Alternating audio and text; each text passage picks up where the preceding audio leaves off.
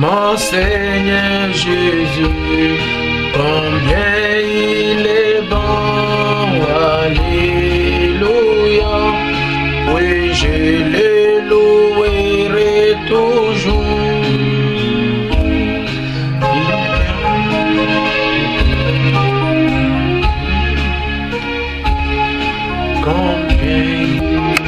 Combien il est bon, alléluia, oui je le louerai toujours.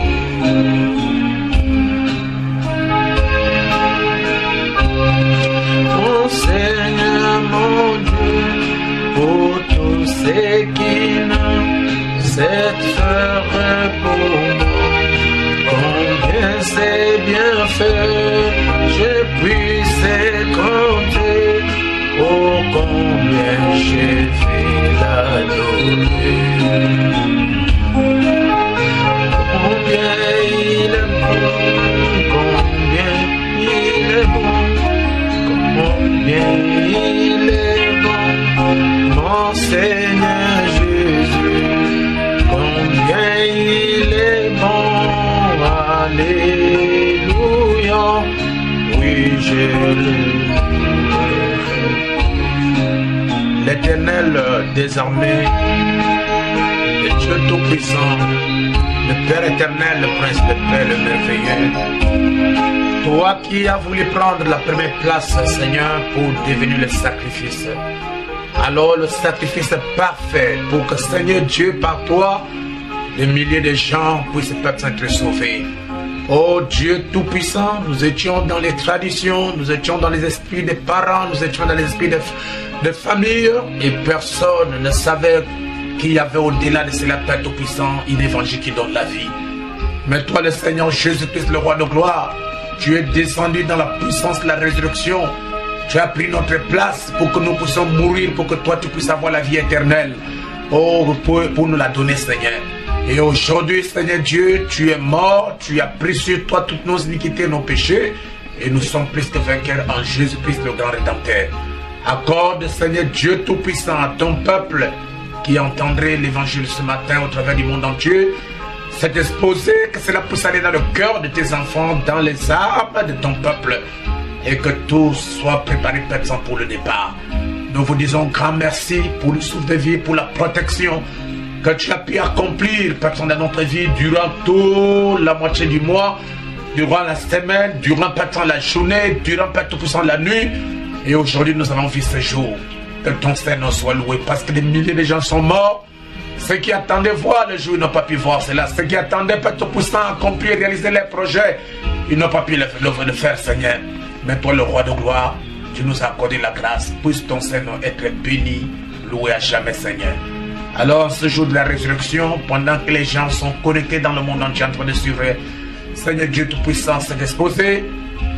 J'ai besoin de toi, Seigneur Jésus, pour que tu puisses me conduire en toutes choses.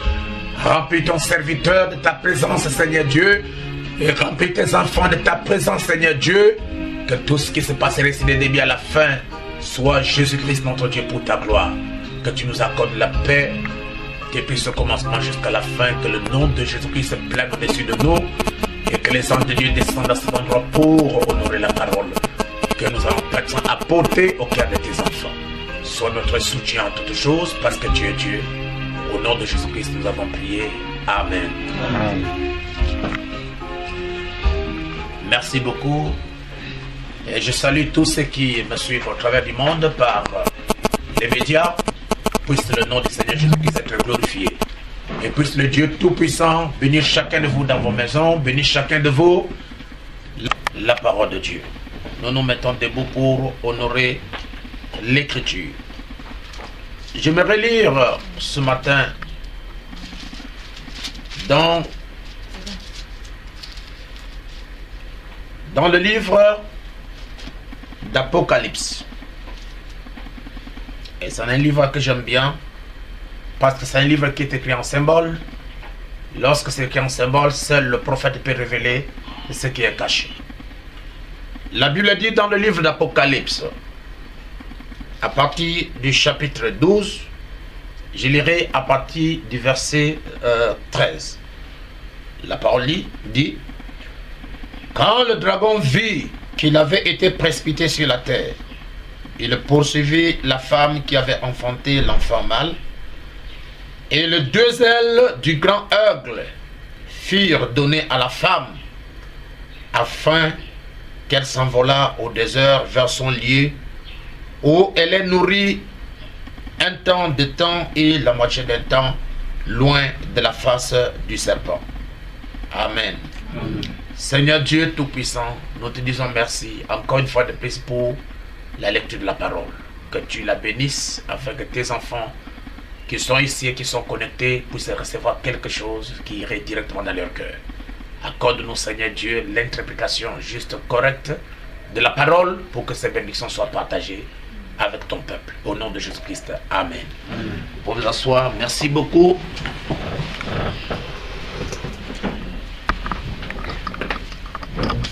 Alors, comme prévu, je vous avais dit la fois passée que nous allons commencer quelque chose de très important en rapport avec l'enlèvement. Et avant de parler sur l'enlèvement, nous avions parlé, ou bien nous avions abordé, n'est-ce pas, les trois venues du Seigneur Jésus. Et nous avions dit la fois passée que Christ effectue trois venues. La première fois, il est venu pour racheter son peuple. Et la deuxième fois, il vient pour prendre son peuple. Et la troisième fois, il viendra pour enlever son peuple. Et brièvement, nous avons montré que la première venue a commencé avec une promesse, selon Genèse chapitre 3, verset 15. Et elle a pris fin dans Actes chapitre 1er, à partir du verset 9 jusqu'au verset 11. Et je vous ai montré que la première venue n'était pas un problème d'un jour. Bon, j'ai entendu les gens me poser la question dessus, mais c'était un long processus qui allait, n'est-ce pas, de Genèse 3, 15, comme je viens de le dire, jusque dans Actes chapitre 1er, à partir du verset 11, où notre Seigneur Jésus-Christ était parti dans l'enlèvement. Et je vous ai dit que la seconde venue ne sera pas aussi non plus l'affaire d'un jour, mais ça serait aussi un processus qui allait de la promesse jusqu'à l'enlèvement de l'épouse. La première venue a été clôturée par l'enlèvement de l'époux, et la seconde venue sera clôturée par l'enlèvement, la disparition, ou soit le départ de l'épouse. Et c'est Jésus-Christ lui-même qui viendra prendre son épouse. Et il viendra, n'est-ce pas, comme je vous ai dit, la manière dont il était parti au ciel. Il est parti homme, et il fut environné par la nuée, et je vous ai dit que c'était la nuée des témoins, et cette nuée, c'était les saints de l'Ancien Testament, et Christ Jésus fut disparu à la vue, n'est-ce pas, des Galiléens. Alors qu'il continuait à regarder au ciel, la Bible nous montre que 2 anges sont venus et ils ont dit, n'est-ce pas, à ces Galiléens, hommes galiléens, pourquoi arrêtez-vous à regarder au ciel? C'est Jésus qui est parti au ciel du milieu de vous, reviendra de la même manière que vous l'avez vu partir au ciel. Et je vous ai dit qu'il est parti au ciel homme, physique, environné de la nuée, après il a disparu. S'il reviendra de la même manière qu'il était parti, nous osons croire qu'il reviendra nuée sur la terre. C'est le même Jésus-Christ, mais qui descend sous la forme de la nuée. Pourquoi? Parce qu'il a un travail à faire pour son épouse. Et après, nous le verrons, n'est-ce pas? Il va nous enlever et nous allons le voir de l'autre côté, n'est-ce pas? Au-delà des 5 sens. Et je vous ai lu le prophète messager dans la brochure La brèche entre les âges et les sceaux. Je vous ai lu à partir du paragraphe 41.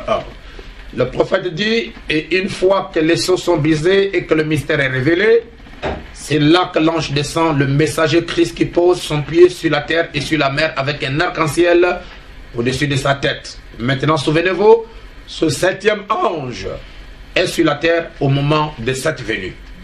Tout comme Jean-Baptiste donnait son message en même temps que le Messie est venu à l'époque, Jean savait qu'il ne verrait pas ce qu'il devait le présenter.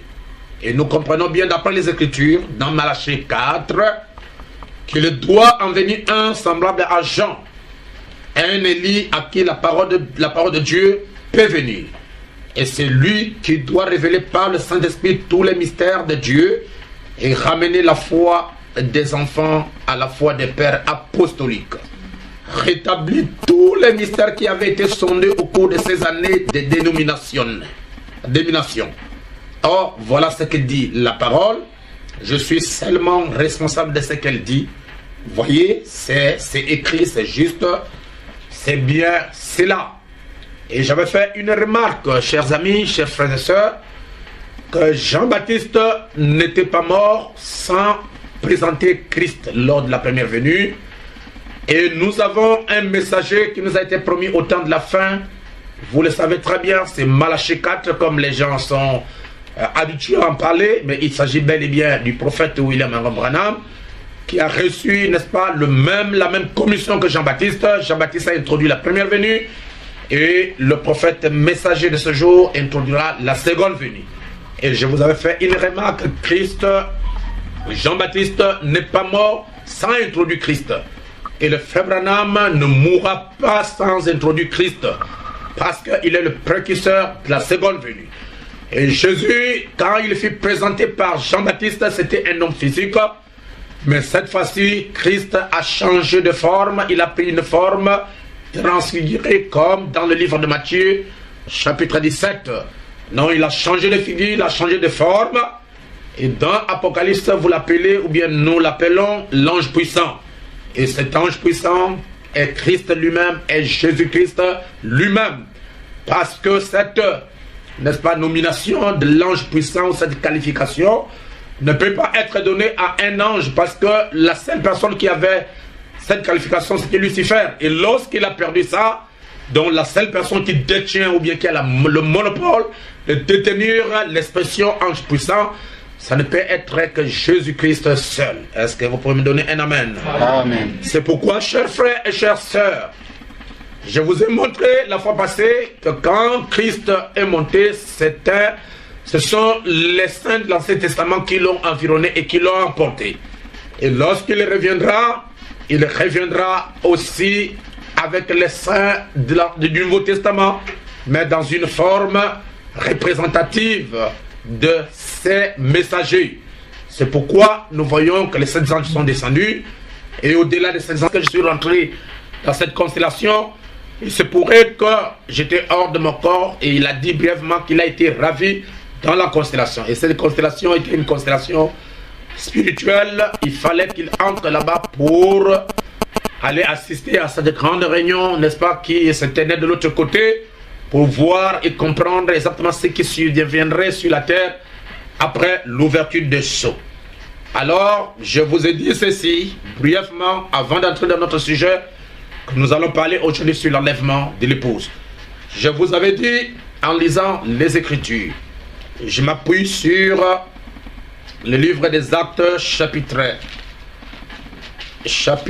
1er, que j'ai parlé depuis un long moment, pour soutirer ne fût-ce quelque chose qui peut nous édifier. Actes, chapitre 1er, je lirai à partir du verset 8. La Bible dit ceci, c'est Jésus qui parle à ses disciples.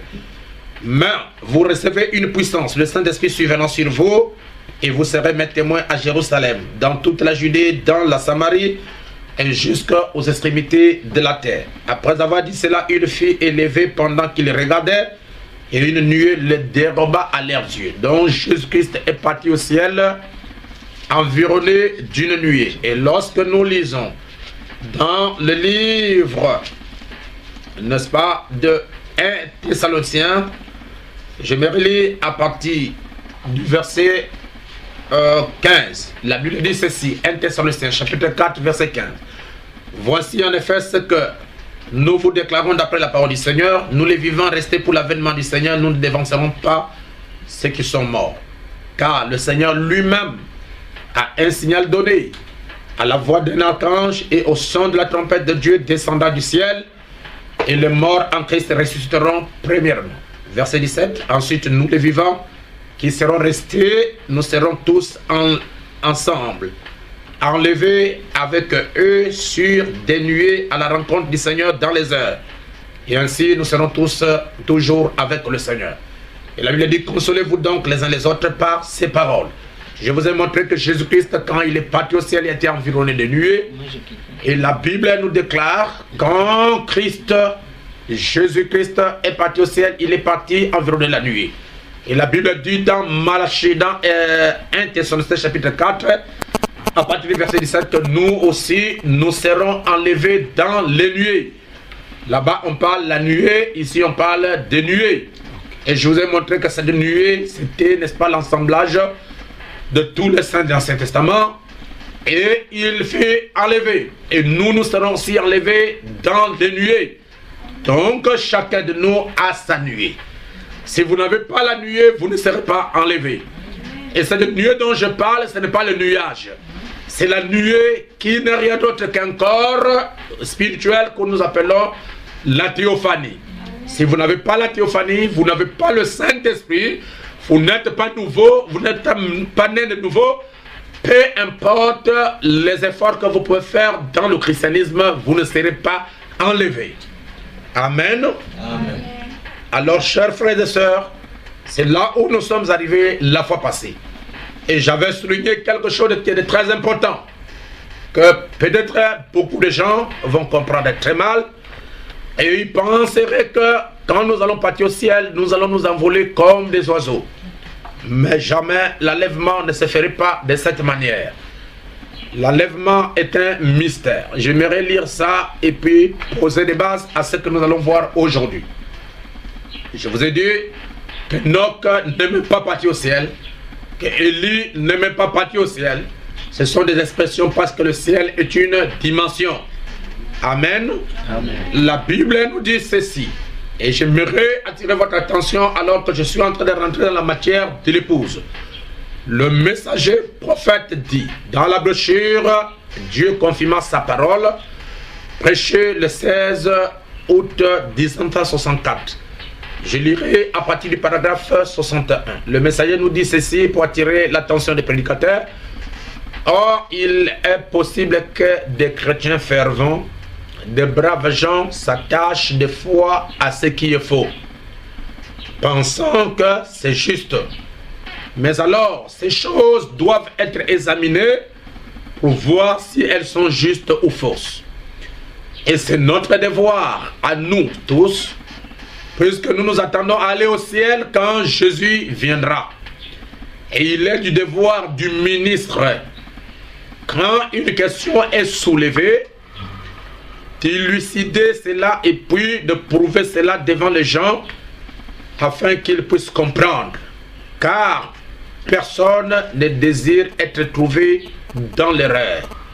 ou s'accrochant à ce qui est faux. C'est notre devoir, c'est notre mission à nous les ministres. Lorsque quelque chose est mis en question, c'est notre devoir de prouver cela, preuve à l'appui pour que les gens ne soient pas trouvés en erreur. Donc, au sujet de l'enlèvement dont nous voulons aborder aujourd'hui, la Bible dit, ou bien le messager dit dans la brochure, Messie est le signe de la fin, prêché le 30 décembre 1962, soir.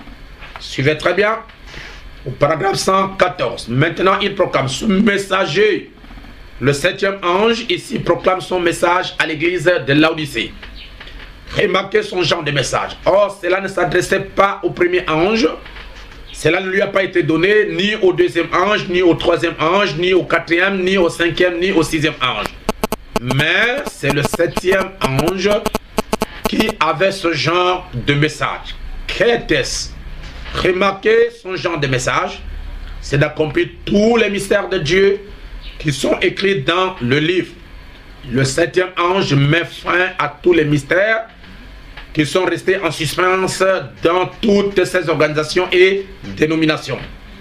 Le 7e ange les réunit et met fin au mystère entier. C'est ce que dit la Bible. Il met fin au mystère du livre écrit. Paragraphe 143.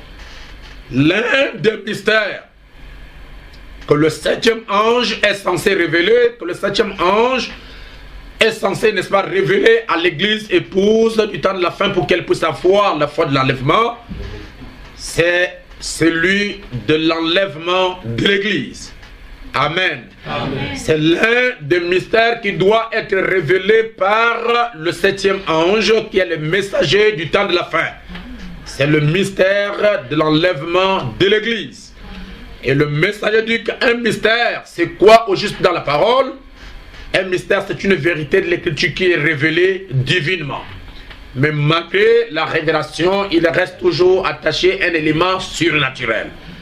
Donc malgré que Dieu a donné la révélation d'un mystère, mais dans ce mystère, il restera toujours attaché un élément surnaturel. Le messager dit, comme l'autre fille amenée dehors, Noé fut enlevé, et l'église sera aussi enlevée. Amen. Il voulait parler d'Enoch au lieu de Noé, ok? Amen.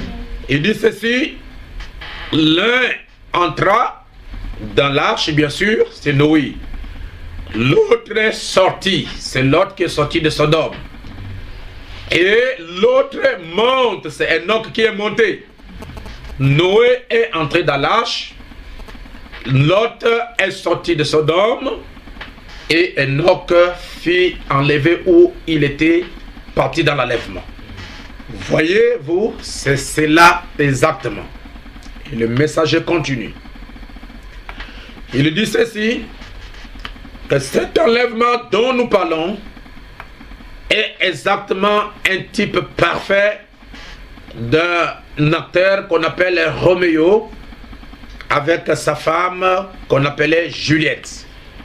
Le messager dit, Roméo avait aimé tellement Juliette, mais les gens qui étaient tout autour faisaient la pression pour que l'union ne puisse pas se réaliser. C'était juste un roman que le prophète a lu et il a pris ce roman comme étant un type de l'enlèvement.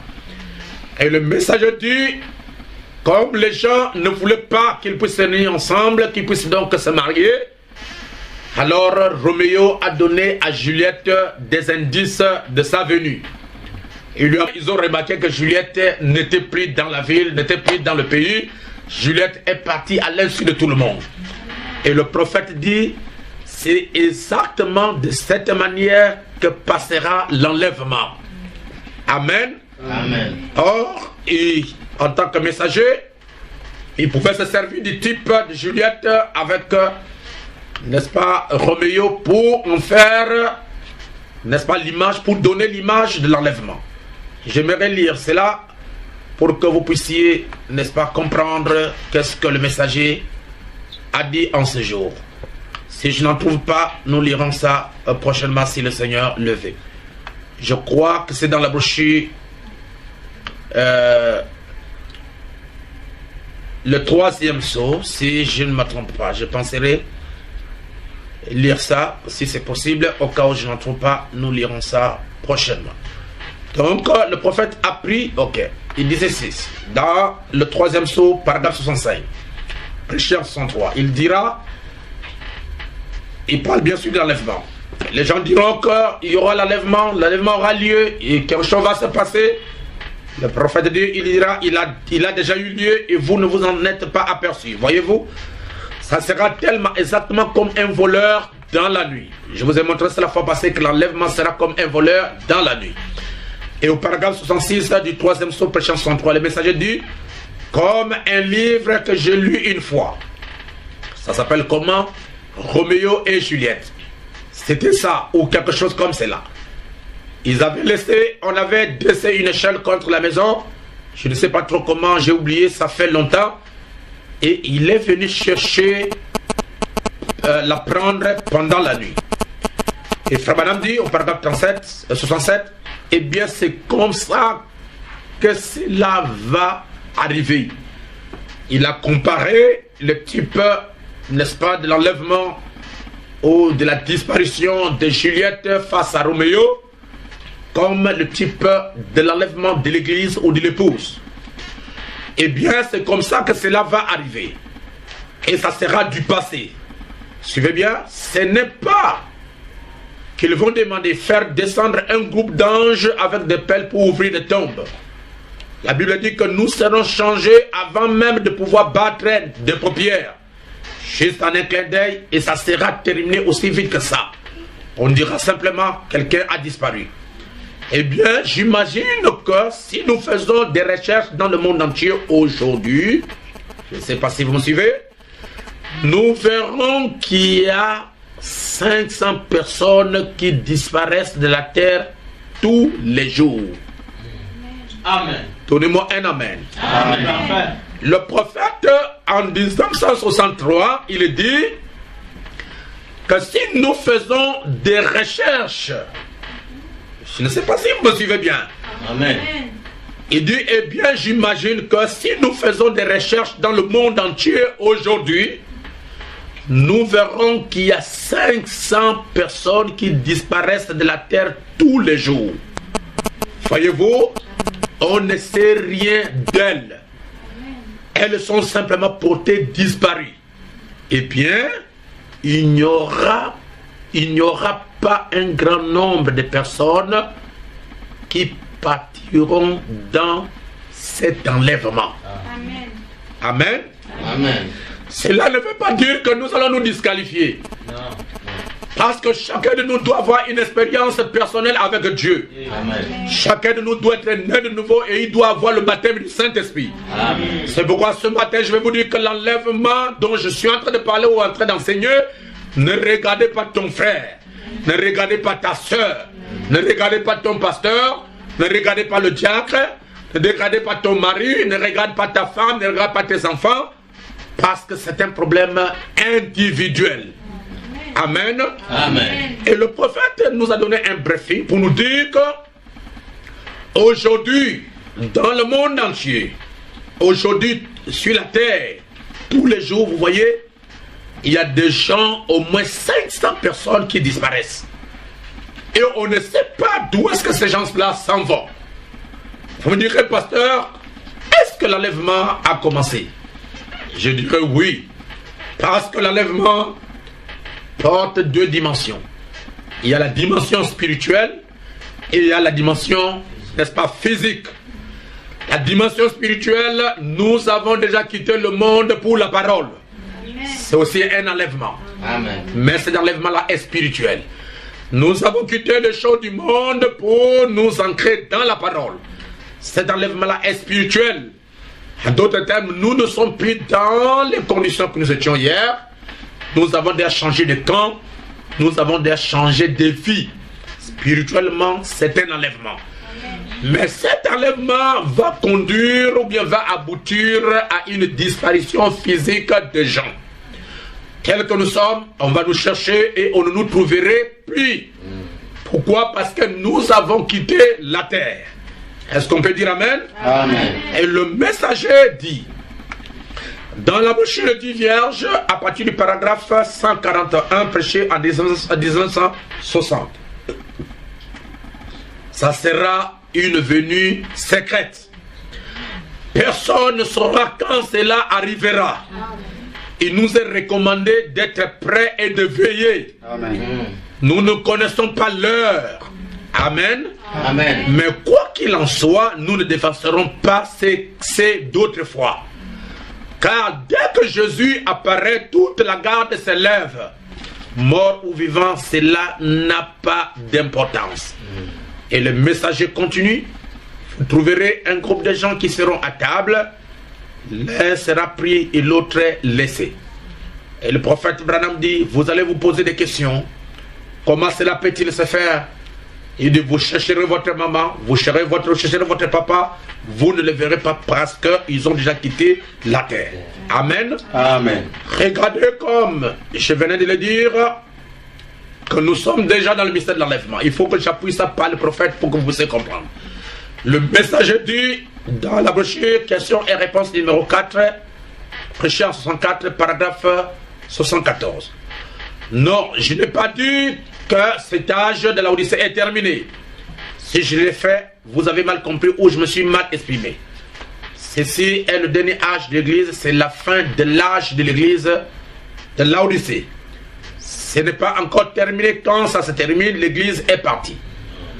Donc, tant que l'Église est ici, il n'est pas encore terminé. Voyez-vous? Puisque l'âge de l'Église s'est terminé et se trouve assemblé, que l'épouse est appelée, sommes-nous déjà entrés dans la période de la tribulation? Ce sont des questions qu'on a posées à Frère Branham. Le messager dit non, non, non. Vous êtes, je souhaiterais pouvoir consacrer plus de temps à cela. Voyez-vous? Voyez-vous? Suivez-moi très bien. L'épouse, lorsqu'elle sera enlevée de l'église, alors l'âge de l'église se terminera. Il n'a pas dit lorsque l'épouse sera enlevée ou bien sera enlevée de la terre. Je voudrais souligner très bien ça. Mais elle a dit lorsque l'épouse sera enlevée de l'église, alors l'âge de l'église se terminera. Amen. Amen. La Odyssée va dans le chaos et l'épouse va dans la gloire. Amen. Et la Vierge endormie entre dans la période de la tribulation. Lorsque l'épouse sera enlevée de l'église. Amen. Vous voyez? Il s'agit bel et bien de l'enlèvement spirituel. Amen. Donc nous étions dans les églises, nous étions dans la dénomination, mais l'épouse doit sortir de l'église pour être enlevée. N'est-ce pas? Elle sera enlevée de l'église. Il s'agit d'un enlèvement spirituel. Nous sortons du monde pour la parole.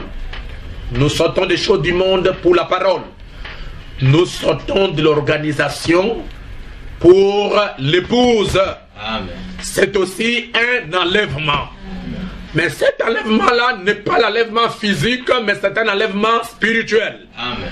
Alors, dès que vous voyez l'épouse de Christ sortir des organisations, sortir de la dénomination, pour former un corps mystique qui irait dans l'enlèvement, la fin de l'âge de la Odyssée. Amen. Amen. Aujourd'hui, nous ne sommes plus dans l'âge de la Odyssée parce que le prophète dit nous sommes dans l'âge de l'épouse. Or, l'âge de l'épouse, c'est la phase terminale de l'âge de la Odyssée. Église épouse sort de cet âge de la Odyssée pour entrer dans l'âge de l'épouse, qui est l'âge de la révélation de tous les mystères cachés de la Bible. C'est l'âge du véritable baptême du Saint-Esprit dans l'âme. C'est le véritable âge, n'est-ce pas, du changement et de la transformation de l'être humain. En d'autres termes, la justification a préparé le chemin de la sanctification. La sanctification a préparé le chemin du baptême du Saint-Esprit. Et le baptême du Saint-Esprit prépare le chemin du Saint-Esprit lui-même. Amen. Amen. C'est là où nous nous retrouvons maintenant. Donc, la personne avec laquelle nous collaborons aujourd'hui, il ne s'agit pas simplement d'un ange comme Michael, Gabriel, Séraphin ou n'importe quel ange.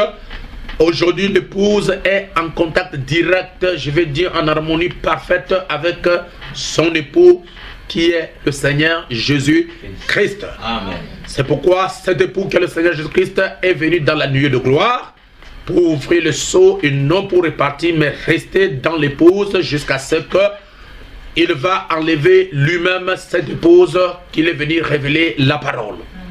Amen. Amen. Donc, en parlant de l'enlèvement, je vous ai dit qu'il y a beaucoup de types de l'enlèvement dans la Bible. Parce que Jésus-Christ ne peut pas nous donner, ou bien ne peut pas nous promettre que nous serons enlevés si réellement, chers frères et chères sœurs, il n'y a pas eu d'abord dans la Bible les gens qui ont été enlevés.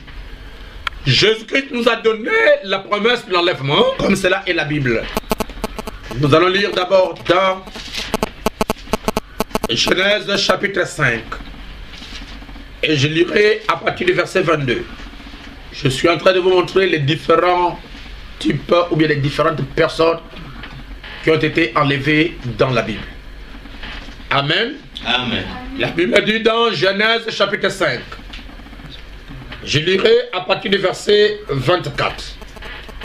La Bible dit, Enoch marcha avec Dieu, puis il ne fit plus, parce que Dieu le prit. Amen. Amen. C'est Moïse qui nous révèle le mystère de l'enlèvement de Enoch. Pourquoi? Parce que c'est Moïse qui a écrit le livre de la Genèse. Mais lorsque Paul est arrivé dans Hébreux chapitre 11, à partir du verset 5, premier au verset 5, Paul a expliqué clairement ce qui est arrivé à Enoch.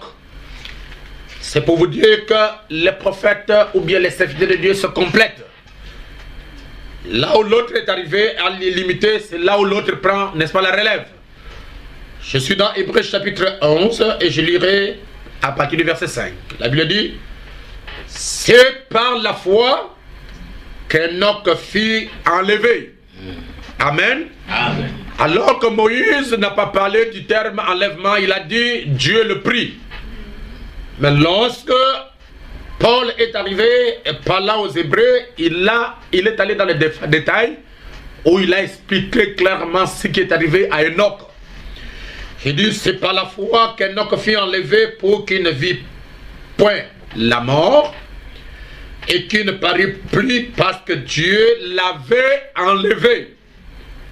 Car avant son enlèvement, il avait reçu le témoignage qu'il était agréable à Dieu. Or, sans la foi, il est impossible de lui être agréable. Car il faut que celui qui s'approche de Dieu croit que Dieu existe et qu'il est le rémunérateur, il est le rémunérateur de ceux qui le cherchent. Donc, nous comprenons, chers frères, qu'Enoch fut la première personne qui a goûté à ce mystère de l'enlèvement. Est-ce que vous pouvez me donner un amen? Amen. Moïse en a donné, n'est-ce pas, l'exemple, et Paul est allé dans les détails pour nous en parler de ce mystère de l'enlèvement. Et je voudrais aussi attirer votre attention qu'il y a deux choses qui guettent la vie d'une personne. Des chrétiens, si vous voulez, d'une manière générale. Premièrement, c'est la mort. Et deuxièmement, c'est l'enlèvement. Soit tu passes par la mort, soit tu passes par l'enlèvement. C'est pourquoi la Bible et la parole, le message nous demande d'être prêts à tout moment.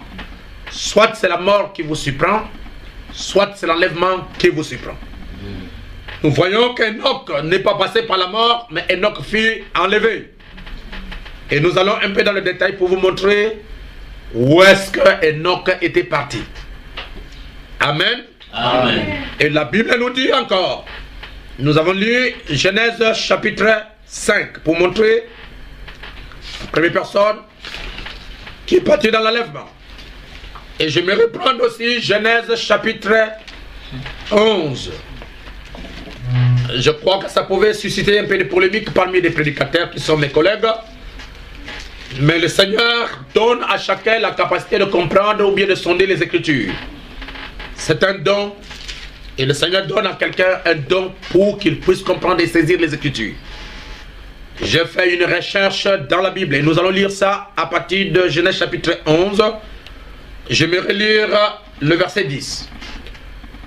Les gens qui sont de la postérité de Sem, ou bien tous ceux qui sont nés de la postérité de Sem, jusqu'à la 8e génération, ces gens-là n'étaient pas morts, mais ils furent enlevés. Amen. Vous direz, pasteur, c'est la vérité? Je vais vous le lire. Amen. Amen. La Bible dit à partir du paragraphe 10 de Genèse 11. Voici la postérité de Sem. Sem, âgé de 100 ans, engendra Arpachshad, 2 ans après le déluge. Sem vécut après la naissance d'Arpachshad 500 ans et il engendra des fils et des filles. Point. La Bible ne nous montre pas qu'est-ce qui est arrivé à Sem. Je ne sais pas si vous pouvez me donner un amen. Amen. Or, comme je viens de dire, il y a deux choses qui sont devant l'homme. S'il ne meurt pas, il est enlevé. Amen. Ou bien il est disparu. Amen. Amen. Sem n'est pas passé par la mort. Sem a subi la disparition. Nous prenons le verset 13. Arpachshad vécut après la naissance de Shélach 403 ans et il engendra des fils et des filles. Point. On ne sait pas où est-ce qu'il est parti. Le fils de Sem. Vous me suivez? Amen. Le verset 15. La Bible dit, Shélach âgé de 30 ans engendra Héber. Shélach vécut après la naissance d'Héber 403 ans et il engendra des fils et des filles. On ne sait pas où est-ce qu'il est parti. Amen. Si c'est la vérité, donnez-moi un amen. Amen. Héber âgé de 34 ans engendra Péleg. Héber vécut après la naissance de Péleg 430 ans et il engendra des filles, des fils et des filles. Voilà, la même chose est arrivée. Nous avons Péleg âgé de 30 ans engendra Réu. Péleg vécut après la naissance de Réu 209 ans et il engendra des fils et des filles. On ne connaît pas qu'est-ce qui lui est arrivé. Vous arrivez au verset 20, la même chose avec Réu. Au verset, n'est-ce pas, 22, Sérug, le fils de Réu, la même chose lui est arrivée. Je vais aller vite. Nacor âgé, verset 24, âgé de 29 ans engendra Térak. Nacor vécut après la naissance de Térak 119 ans et il engendra des fils et des filles. Térak, âgé de 70 ans, engendra Abraham, Nacor et Aram. Ok? Amen. Suivez bien. Voici la postérité de Térak. Térak engendra Abraham, Nacor et Aram. La Bible dit Aram engendra Lot. Verset 28. Et Aram mourut en présence de Térak, son père, au pays de sa naissance. Nous sommes à la 8e génération. C'est là où la mort s'est intervenue. Vous voyez, de l'autre côté, on n'a pas parlé de la mort de Sem. On n'a pas parlé de la mort de tous ceux qui sont venus après Sem. Mais au verset 28, on parle, ou bien à la 8e génération depuis la venue de Sem, on parle de la mort de Térak, d'Aram. N'est-ce pas? La Bible dit que Aram mourut en présence de Térak, son père. Et au pays de la naissance d'Ur en Chaldée. Si vous continuez au verset 32, la Bible dit le jour de Térak fut de 205 ans et Térak mourut à Kara. Amen. Donc la 10e génération, la 9e et la 8e génération après Sem, c'est la génération qui a goûté à la mort. Mais les autres ont disparu. Amen. Amen. Cette disparition, c'est aussi le mystère de l'enlèvement. Amen. Est-ce que vous me suivez? Amen. Nous prenons la deuxième personne, ou bien le deuxième type de la personne qui a goûté à l'enlèvement. Nous sommes dans 2 Rois chapitre 2, Et nous allons lire à partir du verset 11. On parle d'Élie et d'Élisée. Comme ils continuaient à marcher en parlant, voici un char de feu et de chevaux de feu les séparaient l'un de l'autre. Et Élie monta au ciel dans un tourbillon. Élisée regardait et criait, mon père, char d'Israël et sa cavalerie. Il ne le vit plus. Saisissant alors ses vêtements, il les déchira en 2 morceaux. Et il releva le manteau qu'Élie avait laissé tomber, puis il retourna et s'arrêta au bord du Jourdain. Il prit le manteau qu'Élie avait laissé tomber et il en frappa les eaux et dit, où est l'Éternel Dieu d'Élie? Lui aussi, il frappa les eaux qui se partagea ça et là, et Élisée passa. Les fils des prophètes, verset 15, ont vu dire, l'esprit d'Élie repose sur Élisée. Et il allait à sa rencontre et se prosternait contre terre devant lui. Amen. Verset 16, ils lui dirent, les fils des prophètes, les dénominationnels, ils parlent maintenant à Élisée qui a assisté à l'enlèvement d'Élie. Ils lui dirent, voici il y a parmi les serviteurs 50 hommes veillants. Veux-tu qu'elle aille chercher ton maître? Peut-être que l'esprit de l'Éternel l'a emporté et l'a jeté sur quelques montagnes ou dans quelques vallées. Il leur répondit, ne les envoyez pas. Mais ils le pressèrent longtemps et il dit, envoyez-le. Ils envoyèrent les 50 hommes qui cherchaient Élie pendant 3 jours et ne le trouvèrent point. Lorsqu'ils firent de retour auprès d'Élie, Élisée, qui était à Jéricho, il leur dit, ne vous avais-je pas dit, n'allez pas. Nous allons montrer pourquoi est-ce qu'ils sont partis à la recherche d'Élie pendant 3 jours et ils sont revenus et ils ne l'ont pas vu. Je vous dirai qu'est-ce qui s'est passé presque à la fin, n'est-ce pas, de ma prédication. Amen. Amen. Donc la première personne qui est partie dans l'enlèvement, nous voyons Enoch. La deuxième personne, nous voyons les fils de Sem, la postérité de Sem. Et la troisième personne qui était aussi enlevée ou bien qui a goûté à l'enlèvement, nous voyons Élie.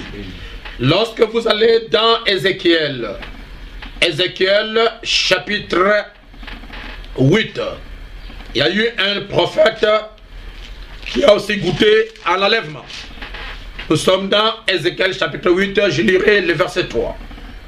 La Bible dit ceci. Vous me suivez?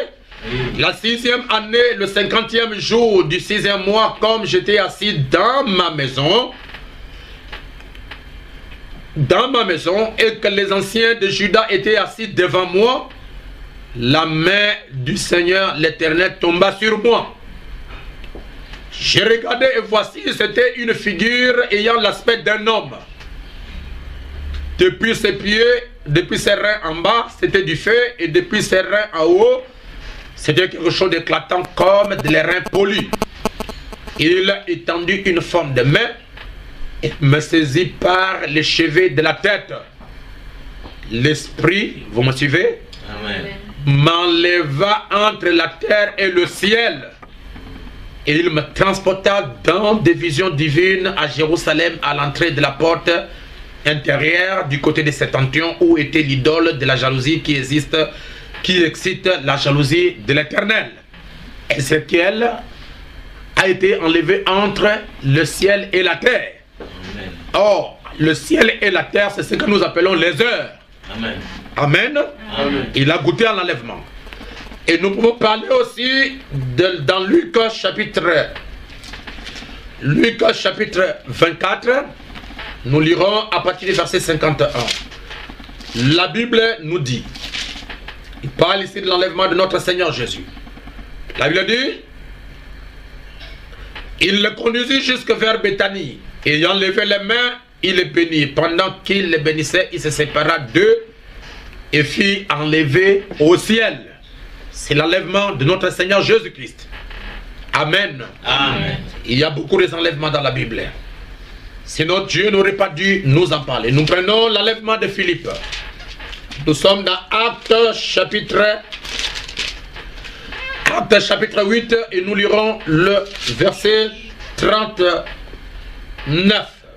La Bible dit, il fit arrêter le char. Philippe et l'eunuque descendirent tous deux dans l'eau. Et Philippe baptisa l'eunuque. Quand il fut sorti de l'eau, l'Esprit du Seigneur enleva Philippe. Amen. Amen. L'Esprit du Seigneur enleva Philippe. Et l'eunuque ne le vit plus. Tandis que joyeux, il poursuivit sa route. Nous voyons Philippe être enlevé. Nous voyons Ézéchiel être enlevé dans une vision. Nous voyons Élie être enlevé. Nous voyons la postérité de Sem jusqu'à la 10e, jusqu'à la 8e génération être enlevée.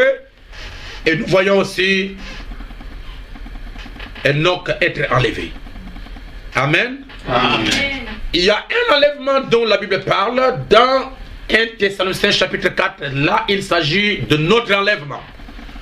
Mais avant de prendre notre enlèvement, prenons d'abord l'enlèvement de tous les saints de l'Ancien Testament. Voyez, la Bible dit dans Éphésiens chapitre 4, à partir du verset 8. C'est pourquoi il est dit, étant monté en haut, il a amené des captifs. N'est-ce pas? La vraie signification d'étant monté en haut, ça veut dire ceci. Étant enlevé. Alléluia. Amen. Il a amené des captifs. Et ces captifs, ce sont les saints de l'Ancien Testament qui furent enlevés avec le Seigneur Jésus-Christ. Est-ce que vous me suivez? Amen. Oh, que signifie il est monté, sinon qu'il est aussi descendu dans les régions inférieures de la terre. Celui qui est descendu, c'est le même qui est monté au-dessus de tous les cieux afin de remplir toutes choses. Donc, dans le Nouveau Testament, il y a un enlèvement qui a déjà eu lieu. Il s'agit de l'enlèvement des saints de l'Ancien Testament qui furent enlevés avec le Seigneur Jésus-Christ. Est-ce que vous me suivez? Amen. Il y a aussi un autre enlèvement dans la Bible. C'est Apocalypse chapitre 4. La Bible dit ceci. Après cela, j'ai regardé et voici une porte était ouverte dans le ciel.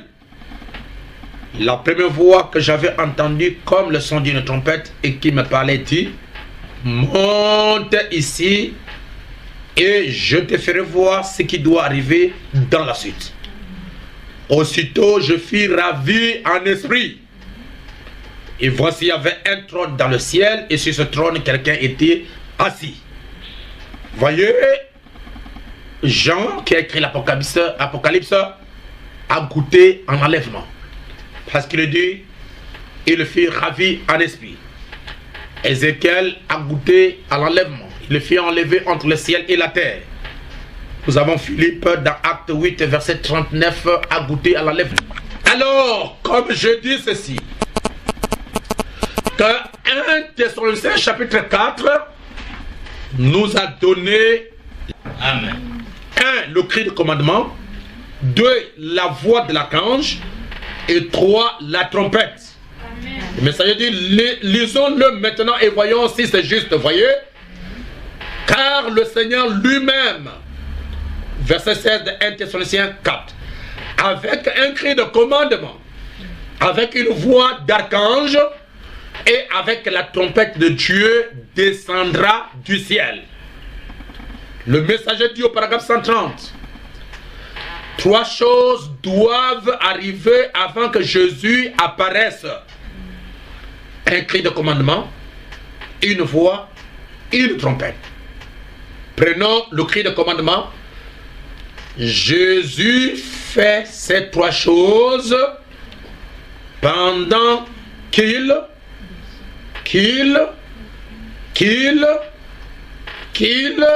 descend. Amen. Amen. Jésus fait ces 3 choses pendant qu'il descend. Je ne crois pas que le prophète était en train de bégayer. Je crois que le prophète voulait nous donner un message qui est caché dans qu'il. Amen. Amen. Quel est ce message? L'enlèvement est un processus. Amen. Amen. Ce n'est pas quelque chose, n'est-ce pas, qui va arriver un jour. Lorsque nous allons disparaître de la terre, ça veut dire que l'épouse ou l'église a atteint la phase finale de l'enlèvement qui a commencé depuis que le Seigneur nous a donné la promesse. Amen. Et un cri de commandement, c'est qu'est-ce que c'est? Qu'un cri de commandement, c'est le message qui est proclamé premièrement. Amen. Le pain de vie manifestant l'épouse. Amen. Amen. Amen. Et il dit, la deuxième chose, c'est la voix de l'archange qui ressuscite les morts. Et le messager dit dans les exposés des âges, il dit cette voix de l'épouse, cette voix de la résurrection est dans l'épouse. C'est la même voix qui a ressuscité Lazare. C'est la même voix qui a dit à Jean dans Apocalypse chapitre 1er, monte. Frère Branham dit que c'est la même voix qui a dit à Adam, Adam, où es-tu? Il dit cette même voix est celle qui est dans l'épouse aujourd'hui. Amen. Pourquoi? Parce que ce sont les vivants qui appelleraient les morts. Amen. Tout comme Élie avait appelé Moïse, n'est-ce pas? Ou bien avait ressuscité Moïse parce que la voix, la résurrection, la voix de la vie était en lui. Moïse est passé par la mort, mais nous voyons dans Matthieu chapitre 17 que les deux prophètes qui étaient enlevés, nous les trouvons encore à Jérusalem ou bien en Israël, sur la montagne de la transfiguration. Comment Enoch et Élie se sont retrouvés? C'est parce que la voix de la résurrection était dans Élie. Élie a traversé le Jourdain et est arrivé justement là où était Moïse. Et les deux se sont retrouvés de nouveau en Israël. Amen. Amen. Et le prophète dit que cette voix, c'est un message pour rassembler les gens. Un message est proclamé premièrement. C'est le temps de la préparation des lampes. Qui peut dire amen à cela. Amen. Donc, en comprenant bien ces choses, qu'il y a trois choses qui doivent arriver avant que Christ n'apparaisse. Frère Branham dit, Jésus fait ces trois choses pendant qu'il descend. Et si vous allez dans la brochure, le temps de décision, je crois au paragraphe 39, prêché en 1959, le messager nous dit que Christ est déjà descendu. Amen. Amen. Et selon Apocalypse chapitre 10, nous voyons qu'il est déjà descendu. Mais le problème est que Jésus-Christ a changé de forme. Les gens l'attendent dans la forme de Galilée alors qu'il a pris la forme première, la forme de la colonne de feu. Et le messager dit que cette forme, bien cette colonne de feu, n'est pas quelqu'un d'autre. C'est le Seigneur Jésus-Christ lui-même. Amen. Est-ce que nous croyons à cela? Amen. Donc, mes chers frères et mes chères sœurs, j'aimerais dire qu'il y a aussi un enlèvement qui va avoir lieu. Cet enlèvement qui va avoir lieu, c'est notre enlèvement en nous. Et le messager prophète dit, dans la brochure, l'enlèvement paragraphe 81, prêché en 1965, le messager dit, l'enlèvement est seulement. Cet enlèvement dont nous parlons est seulement pour l'épouse. Amen. Souvenez-vous que la Bible dit les autres morts ne reviennent point à la vie jusqu'à ce que les 1000 ans fils accomplissent. Ce grand enlèvement, s'il n'y a pas d'enlèvement, mes amis, où en sommes-nous? Il va y avoir un enlèvement. La Bible dit qu'il y en aura un. Et il est seulement pour les élus. Seulement pour la dame élue. L'épouse qui est sortie en ce jour. L'église qui est sortie en ce jour. Sortie de quoi? Des dénominations. Sortie de quoi? Du péché. Sortie de quoi? De l'organisation. Gloire à Jésus, gloire à Jésus, gloire à Jésus, gloire à Jésus, Alléluia, merci Jésus, merci Jésus. Merci Jésus, notre Dieu, pour ce temps que tu nous as accordé d'être ici pour parler, Père Tout-Puissant, de ces choses qui sont importantes, Père Tout-Puissant, pour la vie éternelle. Nous voyons que beaucoup de gens ont été enlevés dans la Bible, Seigneur Dieu. Et nous aussi, nous nous préparons, Père Tout-Puissant, pour ce jour. Aidez-nous, Seigneur Dieu, pour que nous soyons prêts. Accorde-nous tout ce qui est nécessaire pour le voyage et pour le départ. Accorde-nous le remplissage, Père Tout-Puissant, dans nos cœurs. Et séparez-nous complètement de tout ce qui est condamnable, Père Tout-Puissant, par la parole. Notre vie, Seigneur Jésus, soit prête pour ce jour-là, Seigneur Dieu, quand tu viendras faire entendre ton peuple. Nous avons montré, Seigneur Dieu, par les Écritures, que nous n'allons pas nous enlever, nous n'allons pas nous envoler, Père Tout-Puissant, les uns des autres comme des oiseaux, mais nous serons ici, Père Tout-Puissant, en changeant les dimensions. Alors révèle-nous, Père Tout-Puissant, le secret du départ, qui n'est rien d'autre que le baptême du Saint-Esprit et la vie de Jésus-Christ dans mon cœur. Je vous donne tous ceux qui m'ont assisté ici, tous ceux qui m'ont assisté en ligne. Je vous donne tous les frères, tous les sœurs de l'évangile, partout où ils sont, Seigneur Jésus. Marche avec eux, enlevez la distraction au milieu de nous, enlevez, Père Saint, tout ce qui a contraint, Père Saint, à ta parole dans notre vie, que nous soyons un avec toi pour te servir jusqu'à ce que nous quitterons la terre. Merci Jésus-Christ, notre Dieu, ce matin pour tout ce que tu as fait. Alors que nous sommes en train de partir, que chacun puisse aller en paix, étant protégé par ta main puissante, parce que tu es notre Dieu. Oué nos cœurs, remplis-nous, Seigneur Jésus, et donnez-nous tout ce qui est nécessaire, Père Saint, pour le voyage. Accorde-nous le remplissage par le Saint-Esprit, et que Jésus-Christ puisse régner sur nous, alors que nous nous confions à toi, le Dieu Tout-Puissant. Au nom de Jésus-Christ, notre Dieu, nous avons prié avec foi en tant que ton peuple. Amen. Amen. Merci beaucoup.